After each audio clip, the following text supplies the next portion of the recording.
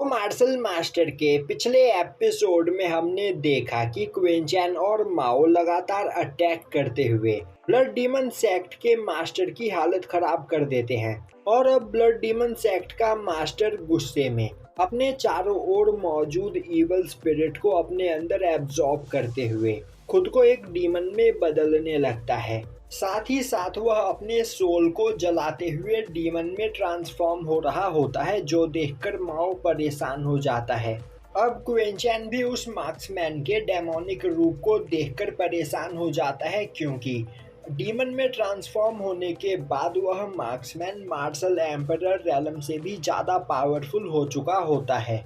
और अब क्विंचैन उस मार्क्समैन को पूरी तरीके से ट्रांसफॉर्म होने से रोकने के लिए उस पर अपने कई सारे स्पिरिट स्वॉर्ड से अटैक करता है, पर वह मार्क्समैन बड़ी ही आसानी से क्विंचैन के सभी अटैक्स को ब्लॉक कर लेता है। और अब वह मार्क्समैन काफ़ी तेजी से क्विंचैन की ओर आगे बढ़ते हुए उस पर एक अटैक करता है, जिससे क्विंचैन दूर जाकर गिरता है। पर तभी क्विंचैन वहां पर उठकर खड़ा हो जाता है, जो देखकर मार्क्समैन काफ़ी हैरान होता है और बोलने लगता है, आखिर ऐसा कैसे हो सकता है? मेरे अटैक से तो तुम्हें मर जाना चाहिए था। तुम्हारा डिफेंस सच में बहुत ही ज़्यादा स्ट्रांग है। क्विंचैन बोलता है, मेरे पास 6th लेवल की इमॉर्टल बॉडी है, तो तुम्हारे छोटे मोटे अटैक से मुझे यहाँ पर कुछ भी नहीं होगा। और अब वो अपने ट्रेजर सील को बाहर निकालते हुए लगातार उससे अटैक करके मार्क्समैन की हालत खराब करने लगता है। वहीं खड़ा माओ यह सब कुछ देख रहा होता है और अब वह सोचने लगता है, इस मार्क्समैन के पास भी बहुत ही खतरनाक डिफेंस है, जो यह क्विंचैन के इतने अटैक्स खाने के बाद भी जिंदा है। पर यह क्विंचैन से नहीं जीत सकता है, क्योंकि इसने अपनी पूरी एनर्जी डीमन में ट्रांसफॉर्म होने में खर्च कर दी है और इसके डेमोनिक बॉडी में काफ़ी ज़्यादा स्ट्रेंथ है, पर इसकी स्पीड और डिफेंस बहुत ही ज़्यादा कम है। तभी क्विंचैन दोबारा से अपने ट्रेजर सील से उस पर अटैक करता है, जो देखते ही वह मार्क्समैन अपने डेमोनिक हैंड का यूज़ करते हुए क्विंचैन के ट्रेजर सील को पकड़ लेता है।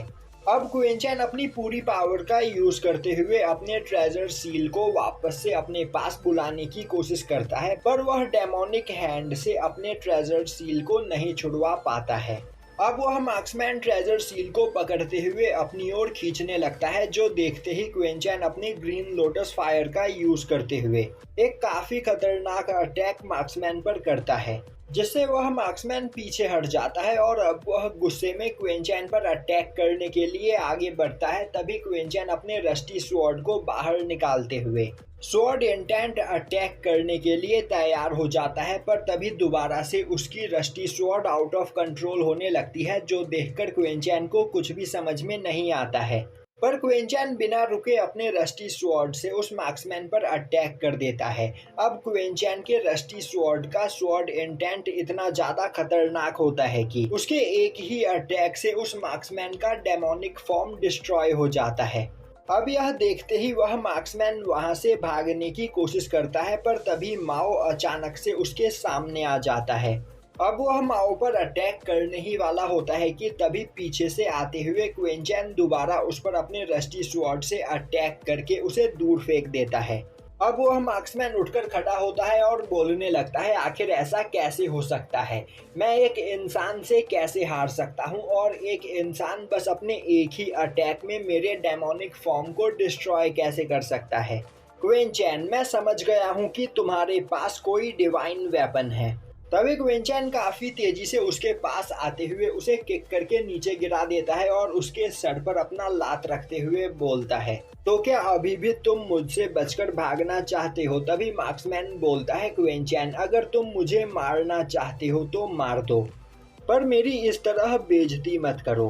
तभी क्विंचैन अपने पैर से उसके सर को दबा देता है और उसी वक्त माओ उसके पास आते हुए बोलता है, मार्क्समैन, चुपचाप से सोल सप्रेसिंग ट्रेजर मेरे हवाले कर दो, फिर हम तुम्हें जिंदा छोड़ देंगे।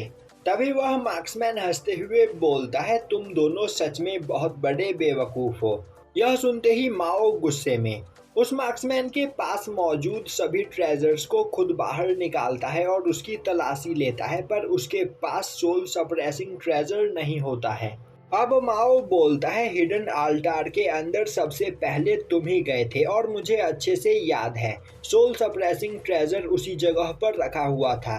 तो अगर वह ट्रेजर तुम्हें वहां पर नहीं मिला तो आखिर अब वह ट्रेजर किसके पास है? तभी वह मार्क्समैन हंसते हुए बोलता है, मैं स्टार्टिंग से ही बोल रहा था कि मेरे पास कोई भी ट्रेजर नहीं है। और लिटिल मॉन्स्टर, अगर तुम अब यहाँ पर मुझे मारना चाहते हो तो मार सकते हो, पर तुम्हें तुम्हारा ट्रेजर कभी नहीं मिलेगा।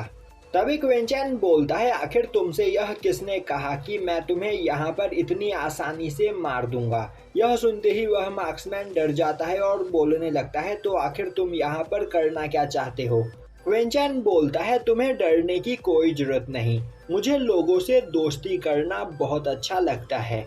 तो अब यहाँ पर तुम्हारे पास दो रास्ते हैं। पहला रास्ता यह है कि मैं तुम्हारी बॉडी, बोन और सोल को 79 डेज तक यहाँ पर प्योरीफाई करूँ, जिसके बाद तुम एक काफ़ी पावरफुल वेपन में बदल जाओगे और तुम्हारी सोल हमेशा उस वेपन के अंदर कैद जिंदा रहेगी, पर तुम कभी भी उस वेपन से बाहर नहीं निकल पाओगे। और दूसरा रास्ता यह है कि तुम मेरे सर्वेंट बन जाओ। यह सुनते ही मार्क्समैन बोलता है, तो तुम मुझे यहाँ पर अपना सर्वेंट बनाना चाहते हो? भूल जाओ, यह कभी नहीं होगा। क्विंचैन बोलता है, तो क्या तुम यहाँ पर इटर्निटी तक एक वेपन में कैद होकर अपनी लाइफ जीना चाहते हो? सच कहूँ तो मेरी बात मान लो, इसमें तुम्हारा ही फायदा है।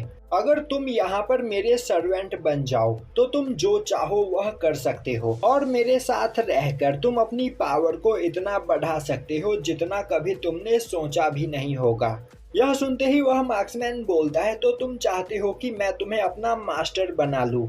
आखिर तुम खुद को समझते क्या हो? तुम बस मार्शल किंग रैलम पर हो और तुम्हारी मेरे सामने कोई भी औकात नहीं। एशियन टाइम में मैंने मार्शल एम्परर रैलम पर मौजूद हजारों लोगों को अपने एक ही अटैक में मारा है। तो तुम्हें क्या लग रहा है तुम मेरे मास्टर बन सकते हो?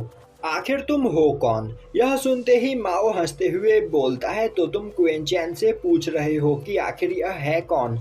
मैं तुम्हें जानकारी के लिए बताना चाहता हूँ कि क्विंचैन ने यहाँ पर ancient Z, the universe Z को रिफाइन किया है, जिसे 5 गॉड मिलकर भी रिफाइन नहीं कर पाए थे। और उन 5 गॉड में से एक मैं भी हुआ करता था। और अगर एशियंट टाइम की बात तुम कर रहे हो तो एशियंट टाइम में तुम जैसे डीमंस को मैं बस अपने एक पंजे में ही मार दिया करता था। यह सुनकर उस मार्क्समैन के होश उड़ जाते हैं और यहीं पर यह एपिसोड खत्म हो जाता है।